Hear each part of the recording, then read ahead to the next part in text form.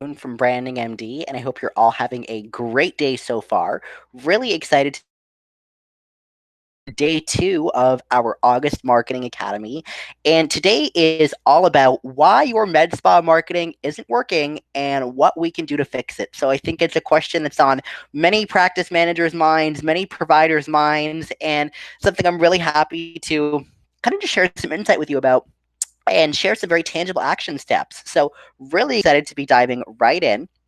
And so the question again is, why isn't your med spa marketing working? And what do we do to fix it, right? Maybe you've been through one marketing company, maybe you've been through several, and maybe, no matter what you seem to do, you're never really getting traction. So I really want to help you understand a little bit deeper what's going on and quite possibly is keeping you from getting those marketing results that you are looking for. So just to give you an overview of what we're going to talk about today, I really want to share what most practices do wrong when planning their marketing and what they can do instead.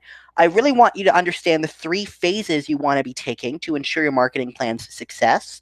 I want to really talk about what channels and strategies we can use in each phase of our marketing plan and how we really create objectives in a marketing calendar. So, how do we actually make our marketing tangible? So, we're going to talk about that as well. Now, I know some of you know me, some of you do not. So, just to give you all a quick introduction, my name is Adam Haroon. I am the founder here at Branding MD. We are a strategic agency that really works exclusively in the medical aesthetic space to help our clients really elevate their positioning, market more effectively, and really grow their practices to that next level and become leaders in their regional markets. Since I've started this company, I've been blessed to speak at many industry conferences all around the world. I've also had the pleasure of speaking many times for Allergan. I speak for Mertz as well. I've also spoken for BTL in the past. And what I am most passionate about in this industry is really sharing my expertise and really elevating the standards of marketing. So that's why I do with things like this webinar series and why I'm so excited to be sharing my wisdom with all of you today. So thank you so much for joining me. One thing I do want to preface this webinar with is I am a marketer and not a magician. So there is no silver bullet as much as we all wish there was. I'm not going to be teaching you anything rehashed or carbon copy concepts that you've heard a million times before and have not worked for you. We're not going to be talking about, any kind of flavor of the month tactics, things that might work today, but in 6 months will no longer be effective. I really want to empower you with proven strategies and best practices that are going to really bring benefit to your practice long term. So if that's what you're looking for, you're in the right place. If you're looking for a magic show, I am so sorry, but you are on the wrong webinar. So really excited to dive in. So just to get started, I think the biggest mistake I see many providers making in their marketing and many practices is that they are just selling offered goods instead of really selling value and transformation. So let me explain what I mean by that, right? So many patients, right? Yes, they are procedure, whether it is a CO2 laser, whether it is a neurotoxin, whether it's breast augmentation, liposuction, whatever the case happens to be, right? We have these procedures, we offer them, but what are we really selling, right? What are those intangible elements that accompany every single one of our treatments that make our practice distinct, that make you stand out from every other competitor in your marketplace, right? Anyone can offer a syringe of hyaluronic acid. Anyone can offer a breast augmentation, right? But what can you offer that your competitors cannot? I'd love for all of us to think about that because ultimately, we need to understand that we are not just providers of treatments and procedures. We really are solutions providers, right? So understand that every single prospective patient, they are looking for value when they are trying to select a provider for their cosmetic needs, right? And ultimately, as a practice, you are selling some kind of value, right? And the thing is, when we look at the value you are offering, how we want to look at that is everything you offer from surgical to non invasive, even skincare. Everything you offer your practice has a price point. And in the mind of a prospective patient, everything you offer has a benefit, right? So if we really take the benefit in the mind of a patient and subtract the cost from that, that's where we're going to find the value. So how strong is the value proposition you're making to patients for every skincare item you sell, for every non-invasive procedure you have? If you're a surgical practice, for every surgical procedure you have, right? How desirable and how compelling is it to that patient? And if you're only offering, the good for sale, right? For example, you're only selling CO2 laser, you're only selling a certain surgical procedure, you're only selling your injectables, ultimately that value proposition is going to be relatively weak in the mind of the prospective patient. And that's where you're probably going to run into price resistance, right? So always think in this kind of lens of benefit minus cost equals value, and how strong are the benefits and the value you convey in the mind of that patient. So just to phrase that for you another way, you need to understand that you are selling transformation, right? Kind of to make this visual, I call this the benefit gap, right? Think of the bottom of the benefit gap being, right, where someone is visually and in terms of their confidence and their appearance when they call your front desk, when they inquire on your website, right? When they find you on social media.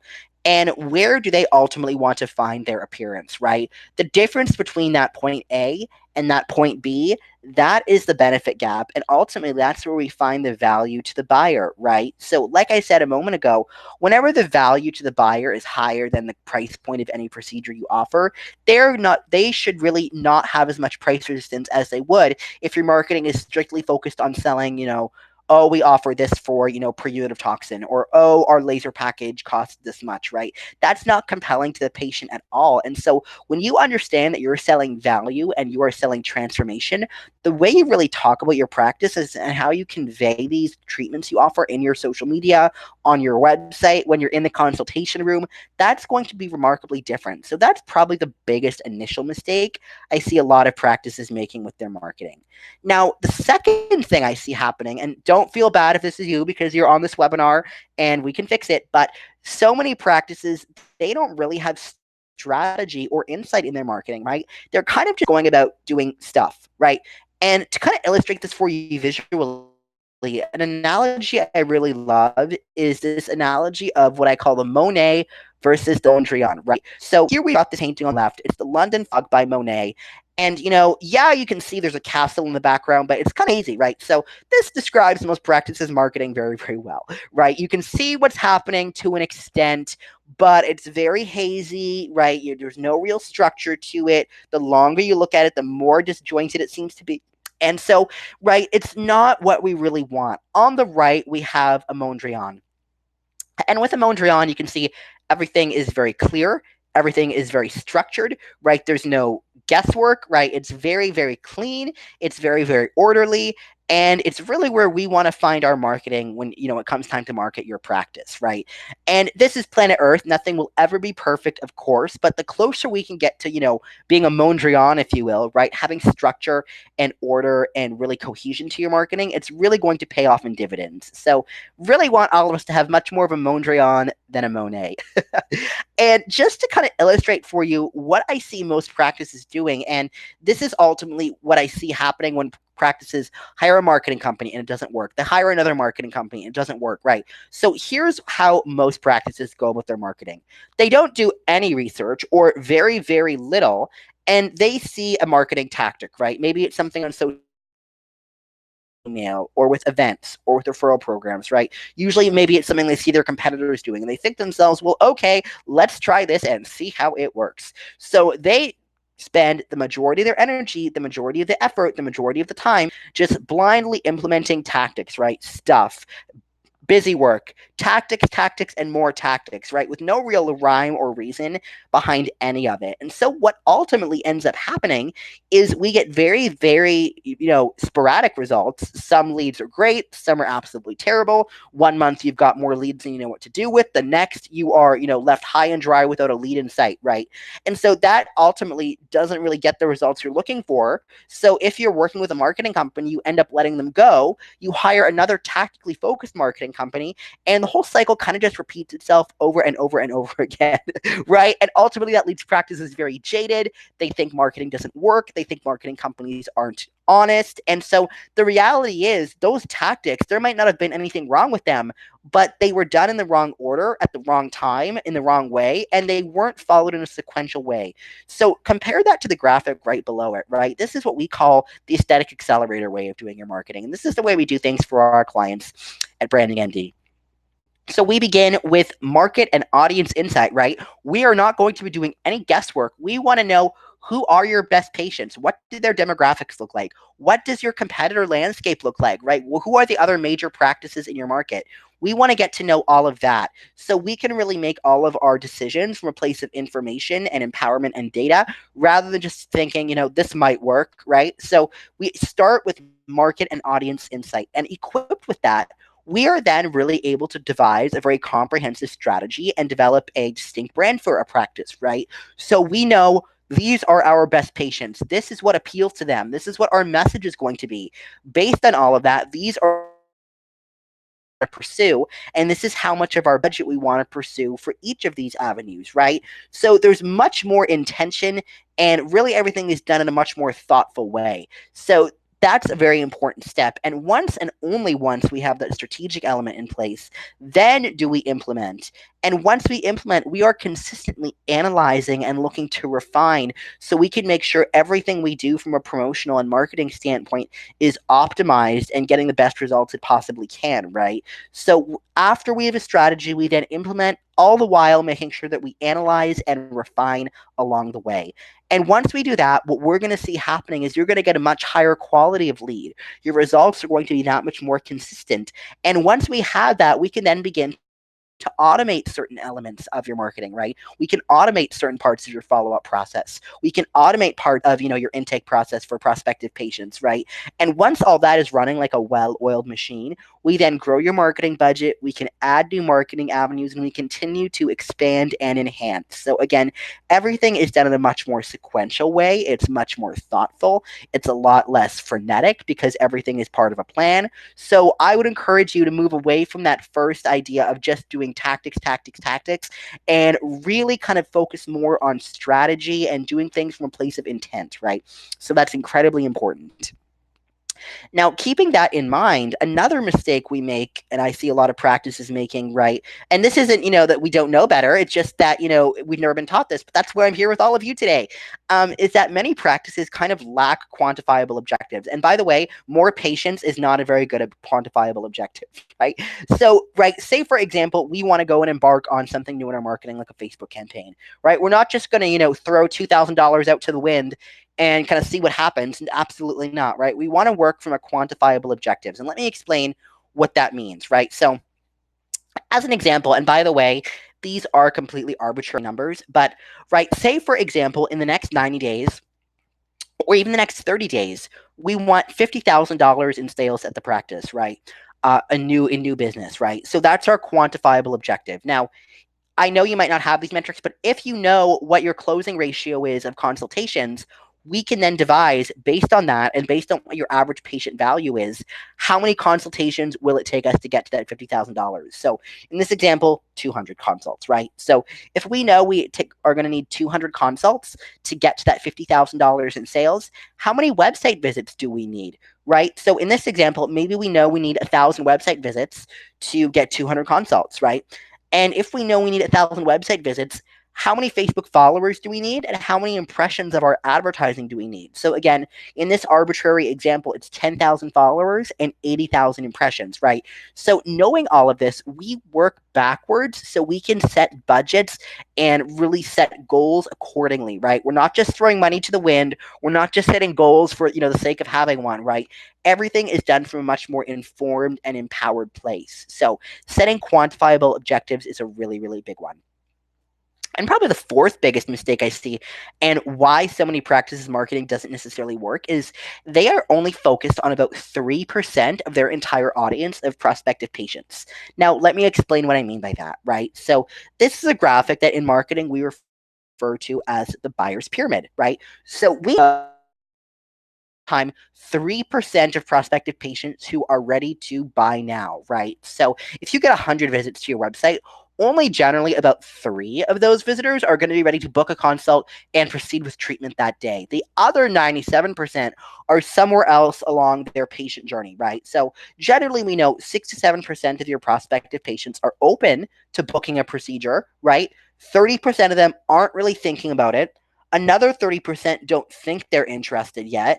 And another 30% know they're not interested, right? So how do we create marketing that speaks to buyers and prospective patients at every phase in this journey, all the way from someone who's, doesn't know they're interested or doesn't think they're interested, all the way through to those people who are ready to buy now? So the way we do that is we really want to divide your patient's journey into three distinct phases. So we call this awareness, consideration, and decision. So let's talk about this and I'll give you an example. So let's just say, as an example, someone knows they are self conscious about their crow's feet. So a patient who's in the awareness phase, again, they know they're self conscious about their crow's feet, but they don't necessarily know what the solutions are or what causes that condition, right? They just know they've got crow's feet and they want to get rid of them, right? Someone in the consideration phase, they realize, okay, so if I want to minimize my crow's feet, I need a neurotoxin. So they know they need a neurotoxin, but they aren't sure if they want Botox or Dysport or Xeomin or Jeuveau. They don't know what the best solution for them is, right? So they know what the providers are and what some of the solutions are, but they don't know which is best for them. We call that consideration. Finally, we have the decision phase. Again, using our crow's feet example, someone knows, for example, okay, I want Botox Cosmetics. So I'm looking at Dr. Smith and, Dr. Johnson, right? But who do I choose? So we want to keep all of this in mind and really understand that at each phase, our goal is going to be different, right? So we want to educate them, right? Help them understand that crow's feet is caused by muscle movement, and a neurotoxin can relax that muscle so you don't make that movement, and in turn, your crow's feet aren't visible. So that's what we would want to aim to do in the awareness phase. In the consideration phase, we really want to distinguish your practice and demonstrate value, right? Explain why you feel, for example, Botox Cosmetic is a superior toxin. It help people understand, the kind of training you've done, your approach to artistry of the aesthetic realm, understanding that people aren't going to leave your office looking fake or frozen, right? That's what we really want to emphasize in the consideration phase.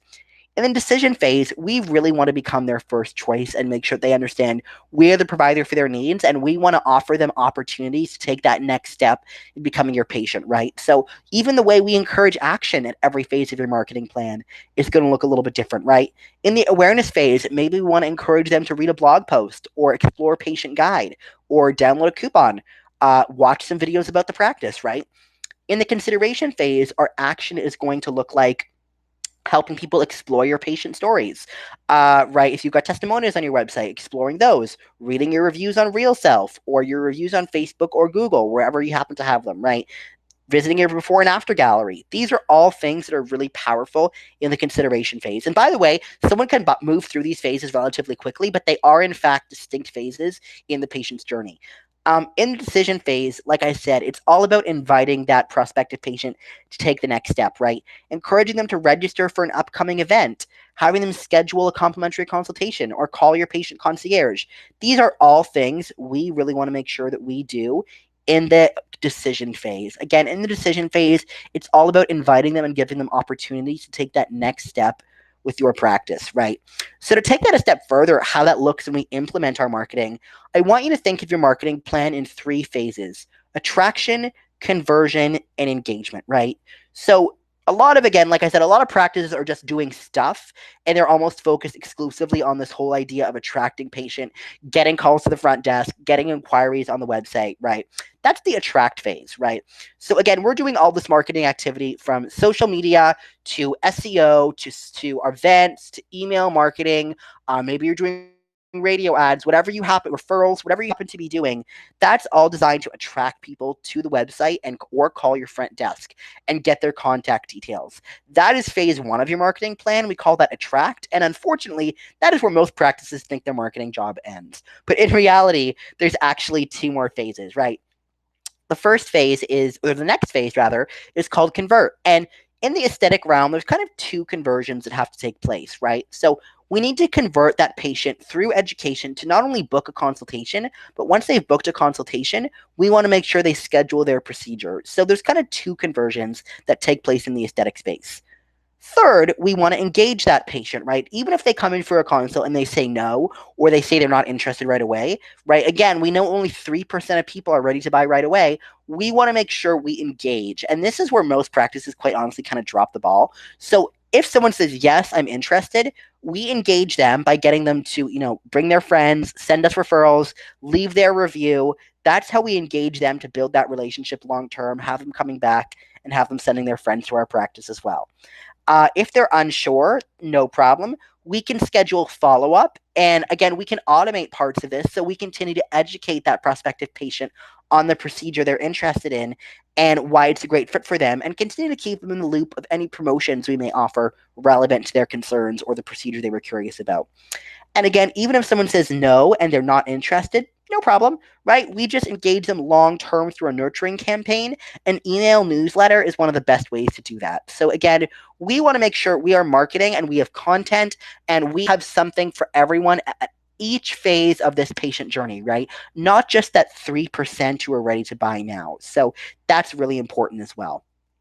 And then the fourth mistake I see people making, is really just that, again, like I said, there's no strategy, so they don't consider any of this. So let's bring it all together for a moment, shall we? What are these things we can do to make your med spa marketing work once and for all? So again, kind of going back to everything we've covered, we want to remember that we are selling so much more than just an offered product, right? We are ultimately selling transformation. So I want you all to remember that. I want you to begin and think about, how do we make our marketing more strategic? How do we make it more intentional? How do we leverage research and insights so we're not just doing busy work and stuff and kind of throwing mud at the wall and seeing what sticks, right? And then, of course, like I said, we want to create marketing and content for all phases of the patient journey: awareness, consideration, and decision. And remember that your marketing activity should be divided into three phases, which are attraction, conversion, and engagement. And then finally, like we talked about a little moment ago, we want to make sure that we base your marketing activity and your budget on quantifiable objectives. And the best way to do that is really to kind of work backwards. So, keeping all of this in mind, I would love to ask you one last question, which is, if you were doing your marketing in a much more strategic and intentional way, how much money would that save you in lost ad spend for ads that aren't converting? How much would that save you in just trying stuff, right, that might not work because you're just doing things from a blind tactical perspective instead of doing it from a place of really strategy and intent? So what would that do in terms of saving your practice money? If that's something that would be valuable to you, you'd like to explore a little bit more, I'd love to chat with you personally, and I'd love to get to know your practice a little bit, right? We can talk a little bit about what some of your biggest challenges are. Talk about what some of your opportunities there are for your practice, and really develop some tangible action items you can take to really improve your marketing. And one thing I will say is, I'm happy to teach the masses, but I'm very, very selective in who our company and who I personally work with. So if we chat and there is an opportunity for us to work together, which, I would say only about 30 to 40% of the practices I speak with are actually a good fit to work with us. But if there is some opportunity for us to assist you with an element of your marketing and that is of interest, through August 16th, we're actually offering a website makeover for every new client consulting engagement that we sign. So if that's something that might be of interest to you and you want to just talk about your challenges a little bit more, I would love to. You can go ahead and schedule some time to speak with me personally at www.transformyourmedspa.com. That'll give you a little kind of form where you go in, you can pick the best time for you. I'll get to know your practice, some very quick initial questions, and we will chat from there. So if that's of interest, amazing. If not, no problem at all. I can't wait to see you all on tomorrow's webinar. So as always, thank you so much for your time today. See you tomorrow at the same time and same place. Again, this is Adam Haroon from Branding MD signing off, and I hope you all have a great rest of your day. Thanks so much, everyone.